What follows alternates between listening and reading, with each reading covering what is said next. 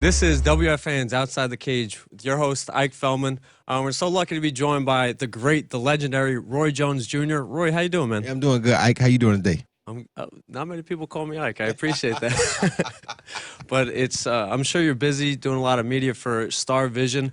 Found out about it this week before having you in. And, dude, it's awesome. Dominic Wilkins, Jerry Rice, you, a bunch of stars for $9.95 a month. They could get you specific training videos. Can you explain it a little? In your living room, teach you how to do things that we did in our prime to get us to where we got to. Steve Nash, a lot of us, basketball, boxing, football, whatever you want to do, So you couldn't ask for a better way to link us because most of us who are beyond our primes now, we missed that social media era. And in missing that era, the Star Vision is a way to link us back to that. So now you can go on social media, figure out about our Star Vision apps, get it, download it, go to your own living room and do exactly what we did back when we were doing it, when you had no way of knowing what we were doing except on Saturday. You understand me? You didn't see nothing working out until Saturday night you saw us perform. Now you get to see what happened or some of the things that did happen back then before we got to Saturday night. What made us stand out on Saturday or Sunday or whatever day it was. Now, do you guys are like a hologram, like Michael Jackson and Tupac? You come into the living room and you show the moves? No. We have actual visual video kind of where we go through it step by step and show you the dynamics of what we did. Like I teach you how to jab, how to throw a straight right, how to throw a left hook. I teach you a lot of things. And it's pretty much the basics to learning boxing as a whole or on a whole. And once you learn it, then I can take you even further. I teach you how to go about doing exercises for your abs. I got some other guys that come on and show you about different exercises for your abs. We teach you how to get your whole body in shape, how to get yourself right. I talk to you about your mental strength. I teach you about the techniques to what Roy is thinking or was thinking at particular times. When times get hard, what comes to mind? When times get tough, what comes to mind? When I know I got things under control, what am I looking for? What do I see? I teach you a lot of things. So all of us give you a little bit of our old time secrets that may have given us that edge. Nice. And Star Vision helps us bring that to you. It's a little bit of a funky spelling, right? Yeah. It's Vision, V-I-Z-N, not V-I-S-I-O-N, V-I-Z-N. You go to starvision.com to get any information you need to know about it right now. Nice. And it just makes sense that Star Vision, your star, you were in the Matrix. Yes. That's when I first jump on. I go, not only a boxing legend, but this dude can act. The Matrix Reloaded, if I'm correct. Yep, the Matrix 2. Can you take us back to 2003 with working with the Wachowski brothers, Keanu Reeves, Lawrence Fishburne, a whole bunch of stars? Can you take us through that process? It was one of the most exciting times of my life. We went all the way to Sydney, Australia to shoot it. And it was a very fun thing for me. It was very different. But it was a brilliant thing. I was Captain Ballard, and I had so much fun doing it, remembering the lines and just interacting with everybody and with them telling me every day how well I did on film because I had no clue as to what I was doing. But every day they would tell me, you look so good, you did so well on the film. I was just don't hear this. I was like, really? I don't know what that means, but I did get my lines right, so that's all I thought that mattered, So, but it was really good. It was a fun experience, and I enjoyed every second of it, and I thank God for blessing me with the opportunity as well. And through all your amazing trials, not only the fighting, but the movies, like just said, and the rap albums. Like I said before this, I just discovered that you with one of my favorite rappers growing up, Mike Jones. What was one of the funnest things just to mix it up with? Man, Mike Jones. All the Houston rappers are always so cool, and I knew them all. And Scarface was my favorite. He was my favorite artist of all time. So to be able to link up with him, and I did a song with him before. We did a song with Bun B, Mike Jones. We did a song with a lot of them, and it was a really great experience. That's why I put out that Bodyhead Bangers Volume 1. And I didn't put the Mike Jones song on there because I was worried about getting clearance from the people he was with at the time. I should have put it out, but it was kind of difficult. I think we may have did it either way before I even got to doing the album, so I didn't really get to use it. But he was hot at the time. And now I'm working on Bodyhead Bangers Volume 2. So I love music. I love rap. You have any lyrics for us? Well, I got something I'm working on, but it usually gets me amped up for the fight. So it's like I got one now where it's like Bodyhead Bangers. It's like Do It Big, and it's for Mr. Magic who passed. Mr. Magic is in that. He came up with the hook for Can't Be Touched. That was my Okay. man, Mr. Magic. So from the Ninth Ward. So and he passed, so we did a song that we called "Do It Big." That's really a tribute to him. And because he came up with this, starts out and goes, Roy gon' ball, because Roy got bread. Roy keep at least 6 of them up in the bed. Roy do it big, because Roy got it made. Rest in peace, Mr. Magic, forever his body head. Look, ain't nothing changed. Nah, I be on the same thing. I'm just laid back. OG, I'm trying to maintain. I don't smoke dope. I don't drink. I don't gang bang. I just let the money pile. A couple thousand when I train. Tell them that I'm still sponsored by Rival, huh? Still sponsored by Jordan. I ain't bragging. I'm just telling you, I'm gonna eat regardless, taking trips. And out to Russia, had to stop down in New Orleans picking up SM Bullet, cause right now he be the hardest. He be repping what I'm repping. Ain't no half stepping when it comes to whipping ass. I'm giving lessons. Look, if you don't believe me, try me, you can tear it up. Tell Anderson Silva to stop ducking me and set it up and stop playing. That was amazing. That was That's how it that was goes. amazing. All right, well, Yeah. taking the rap hat off and putting the boxing analyst hat, because obviously everybody knows you work for HBO Championship Right. Boxing. Are you on the Cotto fight this Saturday? Yes, I am on the Cotto fight this Saturday, and this is not an easy fight for Cotto. You want to People tell us thought why? people thought that he picked an easy fight, but he didn't. And he wasn't going to pick an easy fight either way. But the reason I don't think it's an easy fight is because you got a guy in Saddam Ali who was the New York State Golden Gloves champion for a lot of years. And with him being there, he has a reputation to uphold in New York, and he's trying to make a name for himself. He was on a rail to the top, and he got derailed by Jesse Vargas. So after being derailed, now he's looking for a way to make up for that lost time. Guess what would be the perfect way to make up for that lost time? To beat somebody with the name Big of name. Miguel Cotto. So they put him in a fight, but it's not the easiest fight. Now, I don't think Saddam has ever fought as a junior middleweight, which is the way that I think they're fighting at this time. So that'll be in Cotto's favor. But I'm a little worried because Cotto has a punch that could knock Saddam out easy. I don't think Saddam could knock Cotto out easy, but if Cotto catches him right, he may go because Jesse was able to get him out. And Cotto's a much bigger puncher than Jesse. So I'm thinking that's what Cotto is docking on, but he has to be careful to make sure he does do it because if you don't knock him out, this kid could upset you. Wow. And now, is that on pay-per-view? Is that No, it's on for HBO regular boxing, Awesome. HBO championship boxing. And that's with Jim Lampley, right? Yeah, Jim Lampley Jim's the man. and Max Kellerman. Oh, Max, man. Yeah. Yeah, Max is the man too. Now it seems like boxing is back. You know, it seemed like it took like a hiatus. Floyd Mayweather was running away with the money. Klitschko was kind of strangleholding the heavyweight, but then Fury cracks the code. Now you see Anthony Joshua, Deontay Wilder. You got Thurman. You got a lot of boxers all over, kind of taking over. And MMA thought they were kind of, this is an MMA show, by the way, outside the cage. MMA thought they were taking over, but boxing is back, man. It's been a fantastic year for boxing. Well, you know, you got to look at it like this. Boxing is back, but it wasn't that MMA is taking over. It's just that MMA was letting the best guys fight the best guys. And that was not happening in boxing due to the promoters. I love MMA. I love boxing. You know, I'm a little salty right now because I wanted to fight Anderson Silva in a boxing match first, and Anderson Silva has boxing experience. So it wasn't like we was using it as just a hoax. It was a real good thing because he was one of the best at MMA. I was one of the best ever at boxing. So we thought we'd put two legends in the ring and make something happen because he has experience at boxing.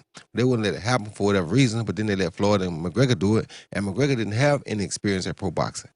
So it made, you know, it didn't turn out the way we would have thought it would have gone. Yet, at the same time, I'm still an MMA fan because I love anybody who has the nerve to go in and fight another man to man, face to face at what you do. I love that. So I can't say I don't have nothing but the utmost respect for anybody that goes out there and does MMA, boxing, any other kind of man to man combat sport. You understand me? I love it. Have you So, been to an MMA event? What have I? I've been to piles of them. Come on, brother.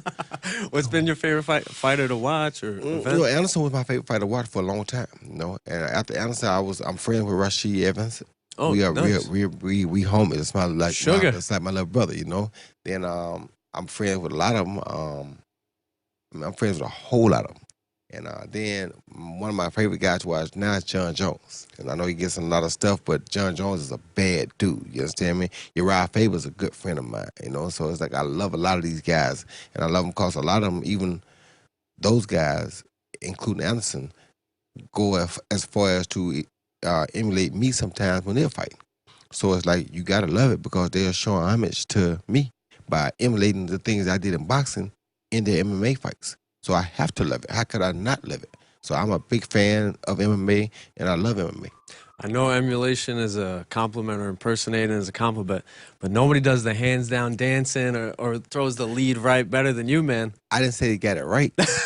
I said they emulated it. Well, let's try to make this fight happen, man. Anderson Silva's moved from middleweight. Yeah. Earlier in his career, he fought 170s, and then he moved up to light heavyweight 205. And I seen you just studying your Wikipedia. Not sure if it's 100% accurate, but you're jumping around accurate. four weight classes, man. It's 100%. This is a match made in heaven, and it's two showmen. That's what I tried to say. Two guys who both are straight up showmen who know how to give it what the fans want to see. We'll take that gamble. Whether we get hit or knocked out because of it or not, we don't care. Because we are into the entertainment factor, we take risks that other people won't take. You understand me? Yeah, it's costly. It got him caught a few times. May have got me caught a few times. But people want to see you do something different. People want to see entertainment. Entertainment ain't just about beating somebody up sometimes. Sometimes entertainment is about putting your hand behind your back, then knocking him out. You understand me? Wind up this hand and pop him with that one like Sugar Leonard taught me. You know, it's a lot of different things that are entertaining in a fight. And he has a lot of tricks up his sleeve, and I got just as many up my sleeve. Some of his tricks have even come from my sleeve. So he's going to want to see, can he use my own tricks on me and some of the ones that he's developed after watching me. I'm going to see which one of mine that he didn't learn, because those are the ones I want to use on him. So it's a fight made in heaven, one that people from both sides would love. Have you guys been texting? We've been talking for the longest time. Because I remember somebody was teasing that this could be a co-main on Floyd. We've been trying to do it for 9 years. So being that it's been that long, I was like, why would we fight on their undercard when we can make our own? We don't need it. We are our own main event. We don't need to fight on their undercard. If anything, some of the other guys who are younger and who came up after us should be fighting on our undercard, because we're big enough to headline our own card. Who would want to see two legends, two show-out artists, two guys who going to go out their way to make sure you're entertained, even at our age now? Fight. And Anderson also speaks amazing English. Of course. It came out of nowhere. Everybody's like, Portuguese? He's like, no, he's trying to sell this fight. Yeah, he's a bad boy. But staying in the boxing ring, you know, we just saw it 3 months ago with Floyd and Conor. It's rumored that it was made the most ever, like with pay-per-views all over the world. Just real quickly, if you could explain, what's your take on the fight leading up to it and when it happened and now looking back on it? The fight was the same. It was what I thought it was going to be, because, man, you got to think about it. Nobody, including amateur boxers who have fought their whole career, fought their whole life almost, they don't come turn pro to fight a 12-round fight. The commission won't even allow you to do that. I got a guy that's 6-0 right now. They give me a hard time by letting him go 6 rounds. And he's 6-0, and they don't want to let him go 6 rounds yet. And he been boxing, he got 50 amateur fights. So how you think a man gonna come with maybe 10 amateur fights at the max? I heard he had maybe 3. But let's say he had 10. You got 10 amateur fights. No pro fights, no pro experience whatsoever in boxing. Who gonna think you can go 12 rounds? When guys have been fighting their whole life, I started out going 8 rounds, and I was an Olympian. I had to go 8 rounds to build up to 10 rounds to build up to 12 rounds. I didn't call the box. They wouldn't let me go 12 rounds my first fight. You understand me? They only let Lomachenko do 10 because he got 395 amateur fights. Well, he had 396. I think his record was 395-1, so that's 396. And they still made him go 10 rounds. They wouldn't let him go 12 right away. So how you think they're going to let a guy with no experience in boxing, how is he going to fare in a 12-round fight? Well, then I argue that they would throw out some rules, because wasn't it easy to switch the glove size? Well, it was easy to do that too, but what I'm saying is, my point is, whether you put on 8 ounce, 6 ounce, 12 ounce, 10 ounce, it does not matter.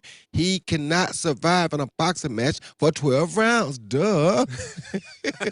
Well, then you're one of the if we'd have made it a 5 or 6 round fight, we'd have had something that we could look forward to for real, because he could have probably won that, because he may have not got fatigued too fast and snuck out a decision. He never was going to knock Floyd out, because Floyd is too smart defensively. But he may have been able to force himself to survive long enough to get a decision. Because in the 6th round, some people had him winning 3 of the 6 rounds. Some people had him winning maybe 4 of the 6 rounds. Not the official score. Only because Floyd was just walking him down. But I'm saying some people thought he was doing good up to that point. You feel me? So that would have been the only way he would have thought he could. And like I said, I ain't to have him winning no time in the fight either because I knew what Floyd was doing to him. You feel me? But some people would have thought, oh, he was doing pretty good. No, he wasn't. Floyd was just allowing him to do that. You feel me? No, he wasn't gonna beat Floyd in a 5 or 6 round fight either. But I'm just saying that would have been more believable because you're used to the referee saying round 4 and round 5. He ain't never heard the referee say round 6. Let alone round 7 through 10. You feel me? Yeah. How is he gonna react to it? No, it wasn't condition. Ain't gonna happen. But I know your answer already because like you said, you have respect. You've been to MMA events, but being in the boxing world, and I seen Jim Lampley on TMZ going off about the fight, being like that maybe Floyd gave him the rounds. It potentially could have been like a sham. In your opinion, has the boxing world gained respect for Conor and MMA? That's a hard That doesn't question. sound good. It's a hard question, and for me, I don't really know that they gain respect for Conor because, of course, everybody. I mean, it's like you gain respect for me if I put on gloves and fought against a gorilla, right? Right. But it'd be a different respect if they paid me $50 million to put on gloves and fight the gorilla, right? Because now the guy, I know the glove, he got on gloves, he can't kill me. And they got his mouth fixed where he can't bite me.